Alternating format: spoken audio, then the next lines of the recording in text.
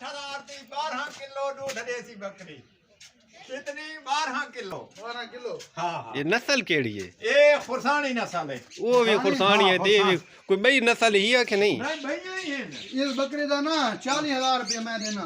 हाँ 40 की मैं ना दी 40 डिमांड कितनी है? हाँ खाड़ थी ना, हाँ खाड़ थी। 40 की मैं ना दी हाँ हाँ ये सरगोदे वाली नस्ल है ना? सरबोत है सोहनी बकरी है ओ माशाल्लाह।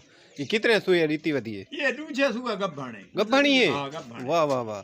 इदा 60,000 पावली ये तो भाई ये तो किले बागड़ बिल्ले जो लान खा मुंह करिंदे ढिले ये वो तो सही कीमत नहीं लेंदे तो सैदाल देना हिले नहीं नहीं ये तो मोया ना माल गुलेंदे वदो ने ठीक है, लेकिन तेरी बकरी अगर गब्बण है तो बात इतना दी है मिला है इसको इवे जी ले ले जा कोई देसी तो नहीं मिला। 500 रुपया भरे बकरे ते हताराल ते खड़ी जे बकरा अच्छा वो जनाब अलम खड़े ते मैं उस ते 500 रुपया भरे हुन इदा फाइनल 60,000 रुपया है। बिल्कुल 60। अच्छा ये बकरी है सरगोदे नस्ल दी बहुत सोहनी बकरी है ठीक है और गब्बड़ है ठीक है ते ये हिक देंदी है फल के दू फल देंदी? दू जाड़े सोंदी है दू फल देंदी है ठीक है थोड़ा खड़े हाँ तो ये सोहनी जड़े है ना बकरी है दू फल देंदी है और गब्बड़ है तो 60,000 दे अगर सू पई तो 60,000 रुपए दिए बात ताई में समझी लाख रुपए मोड़ी बाड़ वैसी बिल्कुल लाख रुपए अगर कोई ख्वाहिशमंद है तो घिनण दा तो वो साडे नाल राबता करे।